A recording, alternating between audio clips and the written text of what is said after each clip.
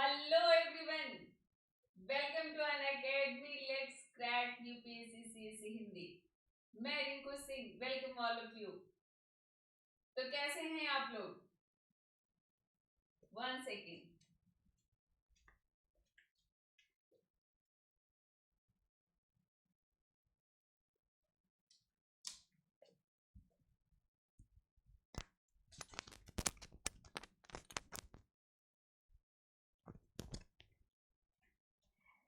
So welcome all of you. और आज मैं हिंदू धर्म के अंतर्गत जो अन्य संप्रदाय आते हैं, जो अलग अलग नेम से, उनके बारे में बताने जा रही हूँ। देखो, हिंदू धर्म का ओरिजिन वैदिक, मतलब वैदिक काल कह लो या वेदों से होता है। मतलब जो लोग वेदों को मानते हैं तो वही हिंदूज कहलाए एक्चुअली। तो उसके बारे में तो आप बहुत पढ़ चुके हो, कई बार आप लोग पढ़ चुके हो उसके बारे में, है ना। तो इसलिए मैं हिंदू धर्म के बारे में नहीं बता रही आप लोगों को। पर हिंदू धर्म के अंतर्गत जो और पंथ आते हैं, जैसे आप लोग को लिंगायत पूछ चुका है, शाक्त पूछ चुका है। तो ये सब जब तक आप लोग को पता नहीं होगा आप आंसर नहीं कर पाओगे। तो मैं धर्म, जब मैं आप लोग को पढ़ा रही थी तो मैंने बौद्ध धर्म, जैन धर्म, पारसी, इस्लाम, यहूदी, मैं ये सब आप लोगों को पढ़ा चुकी हूँ। क्रिश्चियनिटी, ईसाई, ये सब पढ़ा चुकी हूँ मैं आप लोगों को। हिंदू धर्म मैंने छोड़ दिया था क्योंकि हिंदू धर्म के बारे में काफ़ी कुछ आप लोग जानते हैं। लेकिन हिंदू धर्म में बाद में कई सारे अलग अलग पंथ निकले, यानी सिर्फ यज्ञ और कर्मकांड और सूर्य की उपासना, मतलब ये सब, ये अग्नि की पूजा, यही सब नहीं रहा, आहुति वगैरह। इससे बढ़ के इसमें और कई सारे पंथ बनते चले गए थे। आज उन्हीं पंथों के बारे में हम लोग बातचीत करेंगे। अनअकैडमी, जो कि YouTube की तरह ही एक अनअकैडमी का अपना एक पोर्टल है, और अनअकैडमी का सब्सक्रिप्शन लेने पर आपको आपको मतलब कुछ ऐसा मिलता है, जैसे आप लेने के पहले तो आपको पता नहीं चलेगा, लेने के बाद ही आपको पता चलेगा कि जैसे कोई छुपा हुआ खजाना मिल गया हो, या फिर ये कह सकते हैं कि डायरेक्ट यूपीएससी क्रैक करने का एक की मिल गया हो। पर जब तक आप सब्सक्राइब नहीं करोगे तब तक आपको पता नहीं चलेगा। ये ऐसी चीज है, कहते हैं ना कि मतलब जब तक आप आजमाओगे नहीं तब तक आपको पता नहीं चलेगा।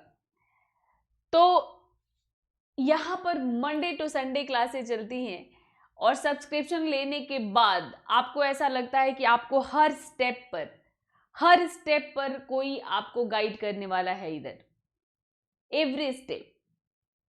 और आपके हर छोटी मोटी जो डाउट्स हैं, प्रॉब्लम्स हैं, वो अपने आप सॉर्ट आउट होती चली जाती हैं अपने आप। करना कुछ नहीं है, इसके लिए एक मोबाइल ऐप डाउनलोड करिए, यूपीएससी सीएससी कोर्स सेलेक्ट करिए, और छोटा सा अमाउंट, देखो अगर 1 साल का लेते हो, 1 साल का 12 मंथ्स का, तो ये महीने का 3,000 पड़ता है, और पूरे साल का 36,000। और यही अगर 2 साल का आप लेते हो तो महीने का ये सिर्फ 1,800, पर मंथ 1,800 ओनली। और पूरे 2 साल का 43,200 रिंकू लाइफ कोड यूज करने के बाद। आप, कुछ लोगों को समस्या रहती है कि एक बार में वो इतना बड़ा अमाउंट नहीं पे कर सकते, हालांकि बड़ा नहीं है। मतलब जो लोग ऑफलाइन क्लासेस लेते हैं वो 1 से 1.5 लाख रुपए जमा करते हैं, तो बड़ा नहीं है। लेकिन फिर भी आपको ऐसा लगता है तो आप क्रेडिट कार्ड के थ्रू इंस्टॉलमेंट बना के पे के बारे में बात करते हैं। तो देखो मुख्य 4 पंथ आते हैं हिंदू धर्म के अंतर्गत, मुख्य 4 पंथ आते हैं, 4। सबसे पहले वैष्णववाद आ जाता है। तो यानी जो विष्णु को मानते हैं वो वैष्णव कहलाए, विष्णु ही इनके सर्वोच्च भगवान है। और ईसा पूर्व 1ली शताब्दी में भगवावाद के रूप में इसका जन्म हुआ था। इसे कृष्णवाद भी, भगवावाद नहीं, सॉरी, भागवतवाद कहते हैं इसको, ठीक है, भागवतवाद के रूप में, इसे कृष्णवाद भी कहा जाता है, और इसकी कई शाखाएं हैं। फिर आता है आपका शैववाद। इसमें शिव को सर्वोच्च भगवान माना गया, शिव को। और शैववाद की उत्पत्ति वैष्णववाद से पहले ईसा पूर्व 2री शताब्दी में वैदिक देवता के रूप में मानी जाती है। यानी वैष्णववाद से पहले शैव धर्म की उत्पत्ति होती है, शैववाद की उत्पत्ति होती है। फिर शाक्तिवाद, ठीक है, इसे शाक्त भी कहते हैं। तो इसमें स्त्री या देवी को ही, यानी जो देवी होती हैं जो कि एक स्त्री रूप है, उनको ही सर्वोच्च माना जाता है, उनको ही इसमें सर्वोच्च माना जाता है। और ज्यादातर इसमें जो लोग शक्ति की आराधना करते हैं वो थोड़े से तंत्र मंत्र वाले आराधना ज्यादा करते हैं। स्मार्तवाद, ठीक है, तो ये स्मार्तवाद क्या है? यह पुराणों की शिक्षाओं पर आधारित है और 5 देवताओं की घर में ही पूजा पर विश्वास होता है, मतलब करते हैं ये, कि इसमें घर में ही 5 देवताओं की पूजा करते हैं, पंच देवता को। इसमें शिव, शक्ति, गणेश, विष्णु और सूर्य। कौन कौन है 5 देवताओं में? तो शिव, विष्णु, गणेश और शक्ति और सूर्य, इन 5 देवताओं की पूजा करते हैं। और इसमें सगुण और निर्गुण 2 तरह के ब्राह्मण अवधारणाओं की बात होती है। तो सगुण निर्गुण मैं आप लोगों को बता चुकी हूँ, भक्ति आंदोलन मैंने पढ़ाया था उसमें। तो सगुण का मतलब जो गुण युक्त होता है, और निर्गुण का मतलब जो गुणों से रहित, जो बिना किसी रंग का, बिना किसी रूप का, बिना किसी आकार का है। और सगुण का मतलब जिसमें जो मतलब कोई ना कोई गुण है, ठीक है। तो ये जो मैंने मुख्य बताया 4, वैष्णववाद, शैववाद, शक्तिवाद, स्मार्तवाद, इसी में अब वैष्णव से हम लोग शुरुआत करने जा रहे हैं। तो वैष्णववाद के अंतर्गत, वैष्णव परंपरा के अंतर्गत जो प्रमुख संप्रदाय है उसमें सबसे पहले आ गया आपका वारकरी पंथ। तो मैं जब भक्ति आंदोलन में आप लोगों को करा रही थी तो मैंने आपको बताया था कि भगवान विष्णु को विठोबा के रूप में भी माना जाता है। और विठोबा अवतार जो भगवान विष्णु का होता है, वहां पर मतलब जैसे महाराष्ट्र का जो पंढरपुर जो जगह है, वहां पर एक मंदिर है जिसमें विठोबा की मूर्ति है, ठीक है, विठल, विठोबा। तो इसमें जो है उनको विष्णु का रूप माना गया। और वहां से जितने भी संत हुए, उस मंदिर से मतलब समझ लो जितने भी संत जुड़े हुए थे, उनको ही मतलब वारकरी संप्रदाय, वैसे तो वारकरी संप्रदाय का जो संस्थापक ज्ञानेश्वर को माना जाता है, मैंने आपको भक्ति आंदोलन में ही पढ़ाया था ये। और वहां पे बहुत सारे संत हुए, एकनाथ, तुकाराम, ठीक है, नामदास, ये सारे के सारे जो है आपके मतलब वारकरी संप्रदाय से हैं। तो वारकरी संप्रदाय वहीं से निकला। और इसमें शराब और तंबाकू के प्रति कठोर निषेध होता है। यानी आप शराब का सेवन नहीं करोगे, किसी भी तरह के तंबाकू का सेवन नहीं करोगे। इनकी वार्षिक तीर्थ यात्रा होती है, और वो मतलब वार्षिक तीर्थ यात्रा वारी कहलाता है। वहां पर मतलब बहुत आयोजन होता है, वारी से वारकरी बना है। तो वारकरियों द्वारा समाधि से पंढरपुर तक संतों की पादुकाएं ले जाते हैं। ये सिर के ऊपर संतों की पादुकाओं को ये ले जाते हैं। और इसके दौरान रिंगन एवं धावा के आयोजन होते हैं। रिंगन एवं धावा क्या है?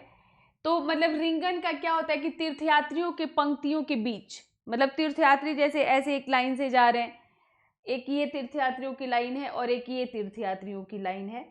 अब ये जो बीच में, इनके बीच से घोड़ा दौड़ता है, इनके बीच से एक पवित्र घोड़ा दौड़ता है, और इसके द्वारा जो धूल उड़ाई जाती है, ये लोग उसको पकड़ने का प्रयास करते हैं और माथे पर लगाते हैं। तो ये है आपका रिंगन और धावा।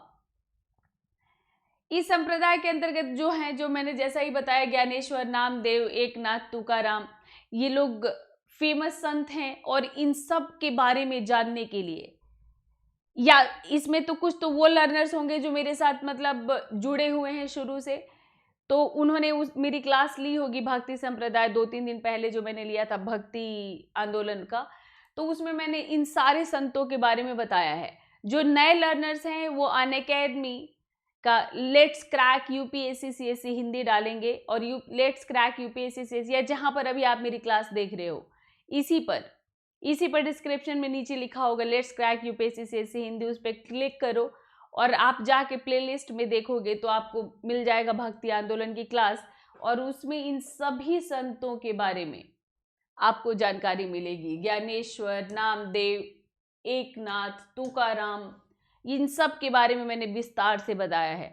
और जैसा कि आप जानते हैं कि आपके यूपीएससी एग्जाम में मतलब इन संतों के बारे में काफ़ी प्रश्न आते हैं, मतलब भक्ति आंदोलन पे 3 से 4 क्वेश्चंस तो आपके आते ही आते हैं। वैष्णववाद में ही एक है रामानंदी संप्रदाय, वरकरी संप्रदाय की तरह है रामानंदी। तो जाहिर है रामानंद जिन्होंने उत्तर भारत में भक्ति आंदोलन का प्रचार किया, जिनको सेतु के रूप में गिना जाता है, कहा जाता है, दक्षिण और उत्तर भारत के भक्ति आंदोलनों के बीच में जिन्होंने सेतु का काम किया, ये वही रामानंद हैं। और जिनका जन्म इलाहाबाद में हुआ था, जिनके 12 शिष्य थे, वही रामानंद हैं। तो इनके रामानंद की शिक्षाओं का जो अनुपालन करते हैं तो वही रामानंदी कहलाते हैं। और ये एशिया में हिंदू धर्म के भीतर सबसे बड़ा मठ समूह है, सबसे बड़ा मठ समूह।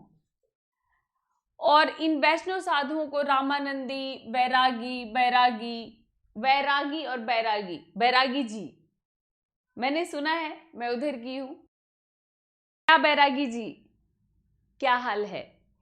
ठीक है, तो इनको बैरागी के नाम से जाना जाता है। ये राम की पूजा करते हैं। आपको पता है रामानंद राम भक्त थे, तो ये लोग राम की पूजा करते हैं। और राम विष्णु के 10 अवतारों में से एक राम, अरे राम तो अब बताना ही नहीं है आपको, रामायण, रावण, सीता, घर घर में ये कहानियां हैं। तो राम के ये लोग भक्त थे। ये लोग भी जो है ध्यान करते हैं, तपस्वियों की कठोर प्रथाओं का पालन करते हैं, मतलब सब ये करते हैं।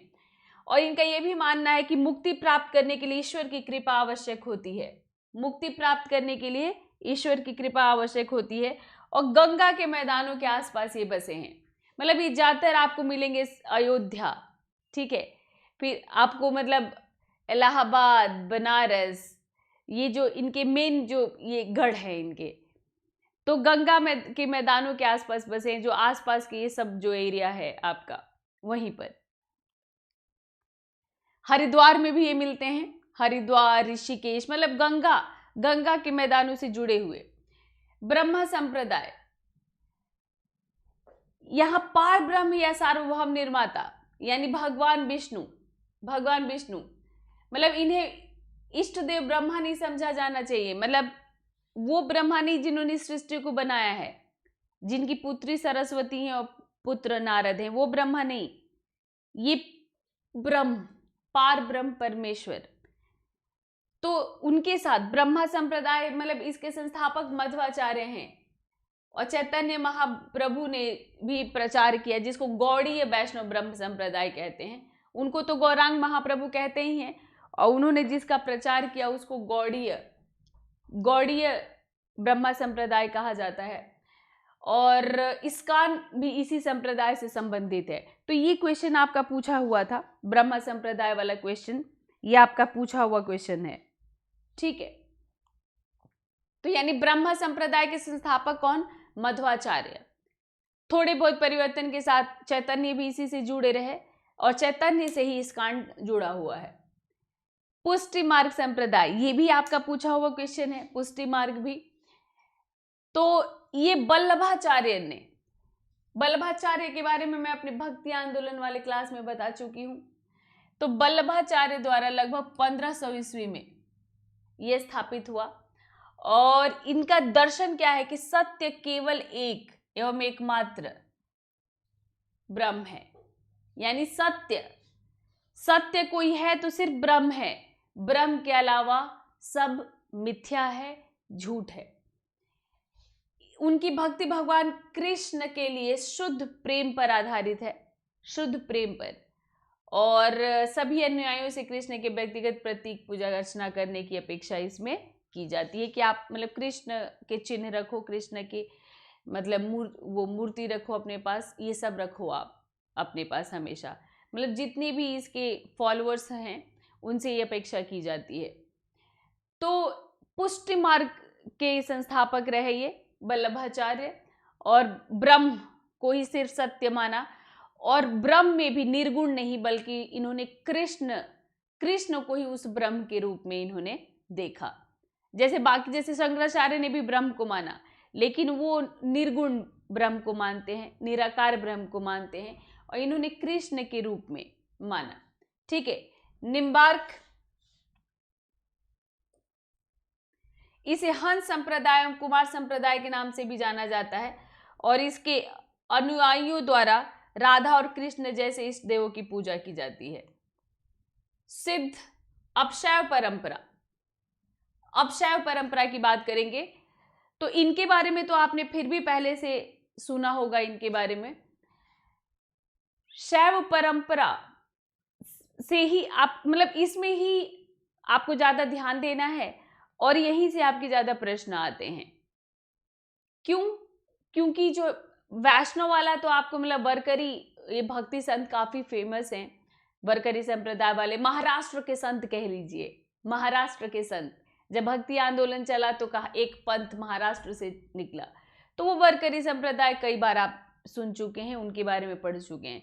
पर ये जो शैव परंपरा के अंतर्गत जो होते हैं उनको थोड़ा सा मतलब आप उतने पॉपुलर भी नहीं है, आप भी थोड़ा कनेक्ट करने में प्रॉब्लम करते हो, तो उनको जो है आप भूल जाते हो।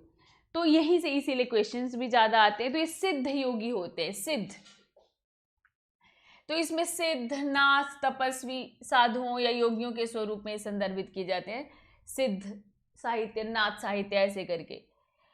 और ये सभी क्या करते हैं? साधना, सभी साधना का अभ्यास करते हैं, और ये आध्यात्मिक पूर्णता के माध्यम से शारीरिक अमरता प्राप्त किए जाने की बात इसमें कही जाती है।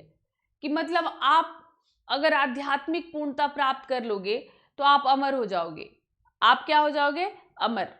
मतलब आप शारीरिक अमरता प्राप्त कर लोगे, आप शारीरिक अमरता प्राप्त कर लोगे। ठीक है।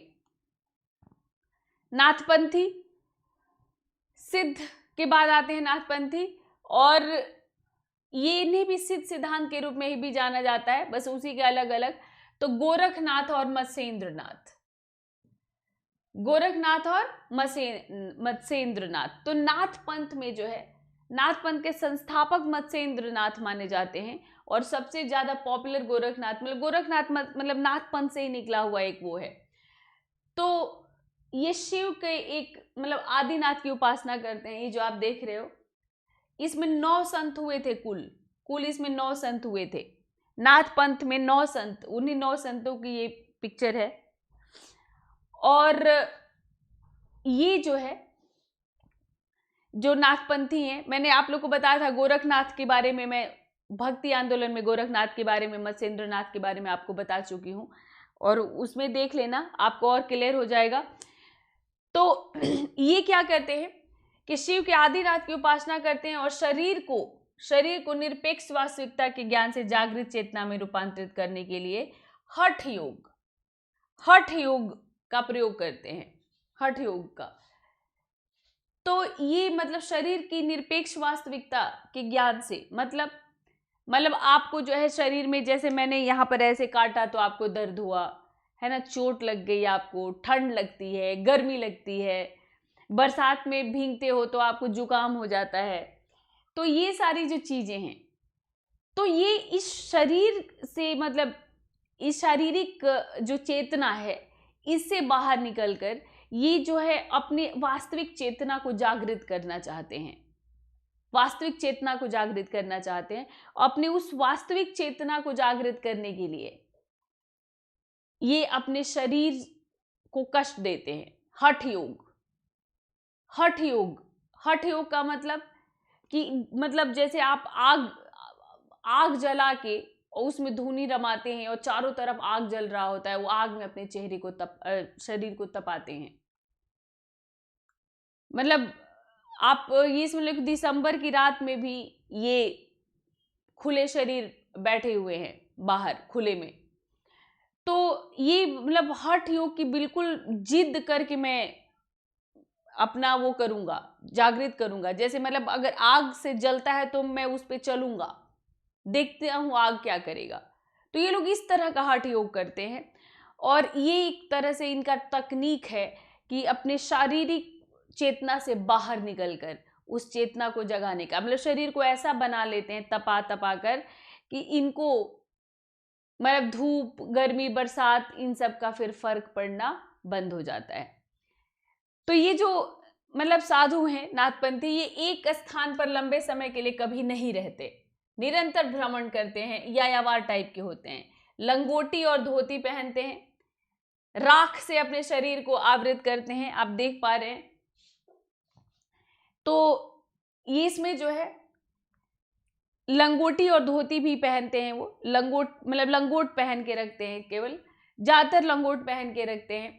बालों को इस तरह से जटाजुट के रूप में बांधते हैं ये अपने बालों को, और पूरे मतलब जब वो भ्रमण पर निकलते हैं तो ये जो आप देख रहे हो ना ये व्हाइट व्हाइट, तो ये पूरे शरीर पर जो धूनी जो जलाते हैं, मतलब एक जगह आग जलता रहता है, जो आग कभी बुझता नहीं है, वो पूरे टाइम जलता रहता है, वो आग बुझनी नहीं चाहिए, उसी को धूनी कहते हैं, धूनी। तो वो धूनी नामक पवित्र अग्नि को हमेशा जीवंत रखते हैं और उसका जो राख होता है उसको अपने पूरे शरीर पर लपेट के रखते हैं। देखो पूरे शरीर पर उस राख को लपेटते हैं, उस धूनी के राख को। लिंगायत, ये पूछा हुआ है आपका, लिंगायत संप्रदाय।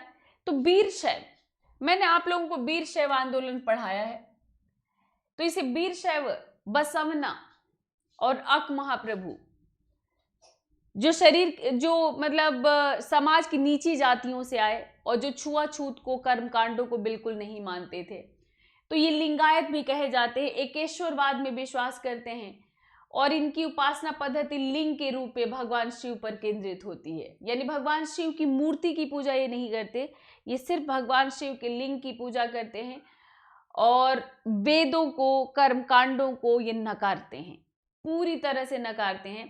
तो इस परंपरा की स्थापना 12वीं सदी में बसवना द्वारा की गई थी और एक की मतलब फेमस, दोनों को साथ में नाम लिया जाता है, बसवना और अक महादेवी।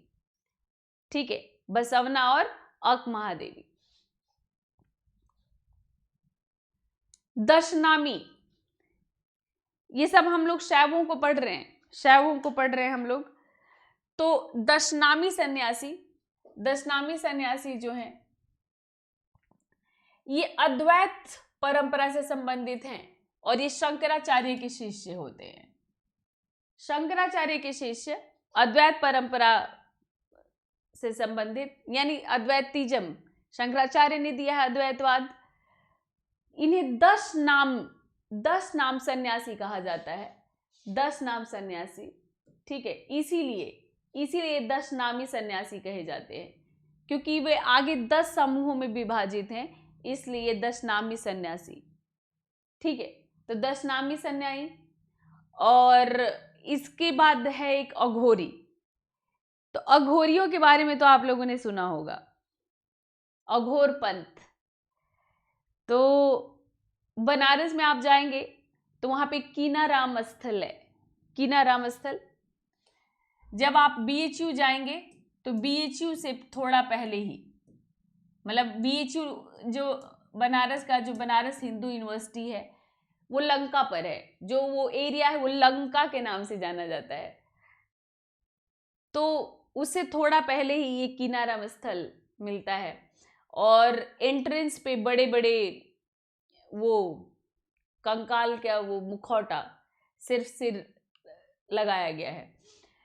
तो वो अघोर पीठ, तो ये अघोर पीठ, ये भी शिव को, ये भैरव के रूप में, शिव के भैरव अवतार के, मतलब भैरव के रूप में मानते, भैरव अवतार के भक्त हैं और ये शमशान भूमियों में साधना करते हैं। और ये जो है मतलब इनका ये मानना है कि मतलब इंद्रियों को जीतने के लिए, मतलब इंद्रियों, देखो ध्येय इनका भी वही है, ध्येय इनका भी वही है जो बाकी लोगों का है, जो वैष्णव लोगों का है, उनका भी मतलब, और इनका भी मतलब जितने भी धर्म हुए सबका ध्येय है मुक्ति पाना। तो मुक्ति पाने के लिए आपको अपनी इंद्रियों को जीतना होगा, यानी लोभ, मोह, क्रोध, ये भय, घृणा, इन सारे बंधनों को समाप्त करना पड़ेगा, तभी मुक्ति प्राप्त होगी। जब तक किसी के प्रति घृणा लेकर दुनिया से जाओगे तो दुनिया में फिर आओगे, मुक्ति नहीं मिल रही। उतने मतलब अभी भी घृणा कर रहे हो अपने, घृणा जब आप किसी से करते हो तो सिर्फ आप उसको कष्ट नहीं पहुंचा रहे हो, आप अपने को कष्ट पहुंचा रहे हो, और दूसरे जन्म में फिर उस बचे हुए कष्ट को झेलोगे। तो खैर इनका भी वही ध्येय है, लेकिन ये तरीका अलग अपनाते हैं, तरीका अलग अपनाते हैं। तो ये क्या करते हैं कि तामसिक अनुष्ठान करते हैं। ये तामसिक यानी मांस, मदिरा का सेवन, शमशान में आराधना, ठीक है, और खप्पर में ये भोजन करते हैं। और इनको मतलब ये धीरे धीरे अपने को इस तरह से बना देते हैं कि इनको मतलब बहुत फर्क महसूस ही नहीं होता है कि मतलब ये क्या खा रहे हैं, नहीं खा रहे हैं। तो ये अघोर पीठ के लोग हैं। तो इस तरह से ये मतलब इनमें नशा वशा मना नहीं होता, मतलब ये पूरे टाइम नशे में रहते हैं, गांजा, शराब ज़्यादातर मतलब ये रहते हैं, और अपने को मतलब बिल्कुल, लेकिन मतलब सांसारिक सुखों से अलग होते रहते हैं, सिर्फ ये सारी तामसिक चीजों के द्वारा अनुष्ठान करते हैं। सिद्ध, सिद्धतर या सिद्ध, कहीं ये सिद्धर लिखा है, कहीं कहीं आप सिद्धतर भी पढ़ोगे, ठीक है। तो ये तमिलनाडु के मूल संत होते हैं। ये कहाँ के होते हैं? तमिलनाडु के। अघोरी, अघोरी मतलब आपको उत्तर भारत में भी पाए जाते हैं और पूर्वोत्तर में भी, पूर्वोत्तर में इनको नागा कह सकते हैं आप। और ये जो है तमिलनाडु, तमिलनाडु में सिद्धतर कहाँ पर है? तमिलनाडु में। और जो लिंगायत वाला है मेनली कर्नाटक में है, वीरशैव कर्नाटक से ही शुरू हुआ था, और ये तमिलनाडु में। स्थान भी याद रखना आप, एक क्लास में लूंगी जिसमें मैं आपको मैप के थ्रू ही सारा कुछ बताऊंगी आर्ट एंड कल्चर में, तो मैं इन सब का मैं वैसे आपको बता दूंगी, स्थान के हिसाब से भी बता दूंगी। तो ये तमिलनाडु के मूल संत होते हैं, और ये चिकित्सक, रसायनज्ञ और रहस्यवादियों का सर्वसमावेशी वर्ग था, मतलब इसमें सब थे। तो ये लंबे समय तक कैसे ध्यान कर सकते हो, लंबे समय तक कैसे मेडिटेट कर सकते हो? तो लंबे समय तक ध्यान बनाए रखने में सक्षम होने के लिए ये श्वास, मतलब श्वास पर नियंत्रण करने का योग करते हैं। श्वास पर यानी सांस, सांस के नियमन पर ये मतलब करते हैं। प्राणायाम, एक प्रकार प्राणायाम करते हैं, और शरीर को सक्षम बनाने के लिए गुप्त रसायनों का प्रयोग करते हैं। गुप्त रसायनों का प्रयोग करके आध्यात्मिक पूर्णता प्राप्त करते हैं। मतलब देर तक साधना में बैठे रहने के लिए, ध्यान करने के लिए सांस को नियंत्रण करना पड़ेगा, सांस को रोक के रखना होगा। उसके लिए ये प्राणायाम तो करते हैं, लेकिन साथ साथ ये कुछ गुप्त रसायनों का भी प्रयोग करते हैं, जिससे मतलब ये सांस को कंट्रोल कर सके। तो ये जो सिद्धर है, इनके पास अष्ट सिद्धियां होने की बात कही जाती है।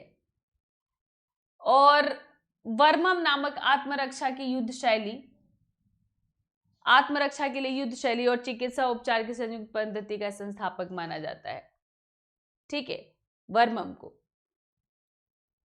तो ये है एक से भारत, इसीलिए तो वर्सटाइल है। जो फॉरेनर्स आते हैं वो इनको ऐसे देखते हैं, नजदीक बैठ के फोटो खींचते हैं। कुंभ में इतनी भीड़ क्यों लगती है, और कुंभ को यूनेस्को ने क्यों ले लिया? कुंभ में यही सब दिखते हैं। और जो फॉरेनर्स होते हैं उनके लिए एक बहुत अनोखी और अनूठी बात है ये,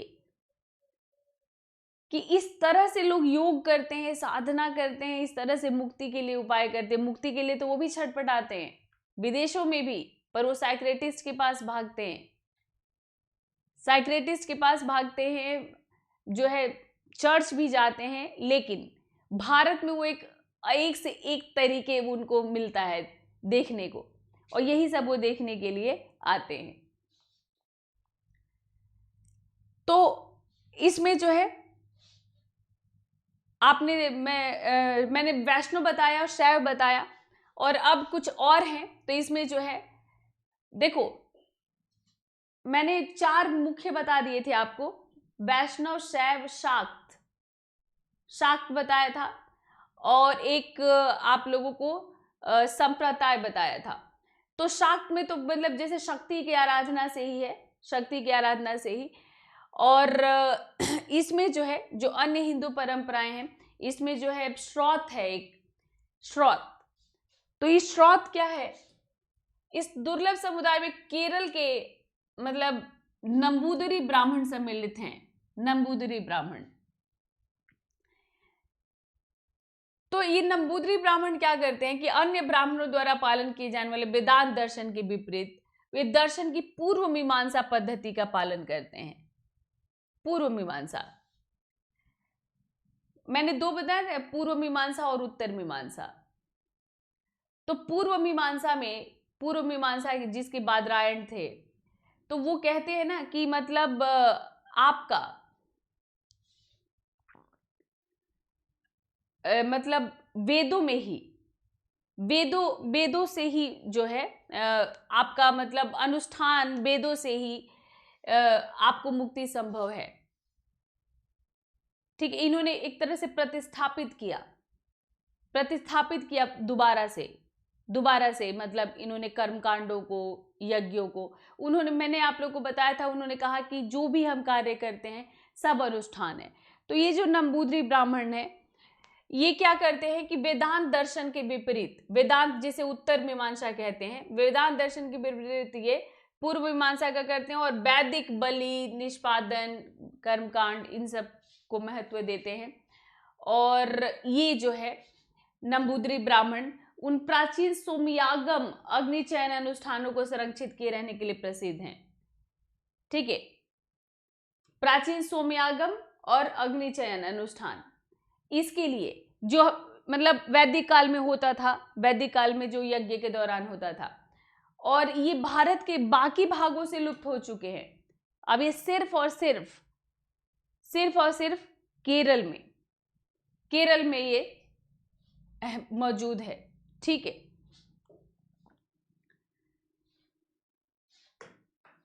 तो ये कुछ शाक्त, हमेशा याद रखना, वही शक्ति की आराधना। तो ये कुछ मुख्य आपके वो थे। ठीक है, और बाकी सारे धर्मों के बारे में मैं आपको बता ही चुकी हूं। एक दिन मैं इन सारे धर्मों पर क्वेश्चन करा दूंगी आप लोगों को। तो क्वेश्चन करा दूंगी तो आप लोगों को एक आइडिया हो जाएगा कि ये जो हमने इतने धर्मों की बात की, तो इन पे प्रश्न कैसे आते हैं। हालांकि प्रीवियस ईयर के 1-2 क्वेश्चन जरूर आपसे टकराए होंगे, जिनकी चर्चा मैंने भी आज की, और इसी तरह से और संभावित प्रश्नों के, प्रीवियस ईयर के साथ साथ संभावित प्रश्नों के का भी डिस्कशन आपके साथ में कर लूंगी। ठीक है, तो चलिए फिर मिलते हैं फिर नेक्स्ट क्लास में। तब तक के लिए बाय बाय, थैंक यू।